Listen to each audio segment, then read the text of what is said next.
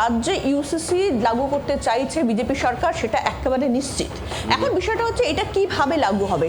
দুটো প্রসেসে হতে পারে। প্রথম প্রসেস হতে পারে সরাসরি বিধানসভায়, সেক্ষেত্রে বিল আনা হলো, সেই বিল পেশ করা হলো এবং বিজেপির যা সংখ্যাগরিষ্ঠতা রয়েছে এই মুহূর্তে তাতে সেই বিল একবারে নিশ্চিতভাবে পাস হয়ে যাবে, সেটা বলে এরা অপেক্ষা রাখে না। দ্বিতীয়ত যেটা জিনিস হতে পারে সেটা হচ্ছে যে একটা কমিটি ফর্ম করা হবে। সেই কমিটি কি করবে?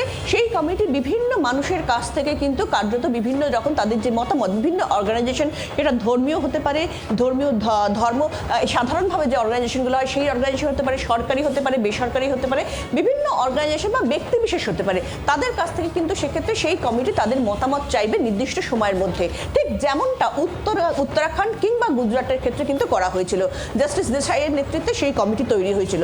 এখন সেই কমিটি বিভিন্ন লোকের কাছ থেকে মতামত নেবে, নিয়ে রাজ্যের কি প্রয়োজন, রাজ্যের কি পরিস্থিতি, সেই সামগ্রিক বিষয়টা মাথায় রাখবে, রেখে তারা একটা বিল ড্রাফট করবে।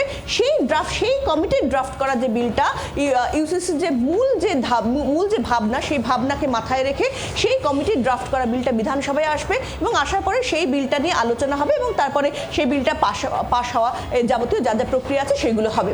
এখন এক্ষেত্রে কোনটা হবে, যেটা এই মুহূর্তে যে সম্ভাবনাটা জোরদার হয়ে রয়েছে সেটা হচ্ছে দ্বিতীয়টা, অর্থাৎ একটি কমিটি ফর্ম করা হবে এবং সেই কমিটিটাই মূলত বিভিন্ন লোকের মতামত নেবে এবং রাজ্যের পরিস্থিতি দেখবে। সেই দেখার পরে সেক্ষেত্রে রাজ্যের এই ইউসিসির যে মূল ভাবনা, সেই ভাবনাকে মাথায় রেখে রাজ্যের পরিস্থিতি, বিভিন্ন মানুষের মতামত, সংগঠনের মতামত, সেগুলো নিয়ে তারা একটা ড্রাফট তৈরি করবে, ড্রাফট বিল তৈরি করবে, সেই বিলটা তারা পেশ করবে। তবে চূড়ান্ত সিদ্ধান্ত সেটা কি সরকারের পক্ষ থেকে নেওয়া হচ্ছে সেটা আজকেই স্পষ্ট হবে। তবে দ্বিতীয় জিনিসটাই কিন্তু কার্যত এই মুহূর্তে দ্বিতীয় বিষয়টার উপরেই কিন্তু কার্যত অনেকেই যেটা মনে করছেন যে দ্বিতীয় পথেই কিন্তু হাঁটবে, যেহেতু এর আগে বিজেপি শাসিত অন্য রাজ্যগুলো, এক্ষেত্রে উত্তরাখণ্ড বলো কিংবা গুজরাট বলো, সেখানেও কিন্তু কার্যত নির্দিষ্ট কমিটি ফর্ম হয়েছিল এবং সেই কমিটি কিন্তু ড্রাফট বিল তৈরি করেছিল।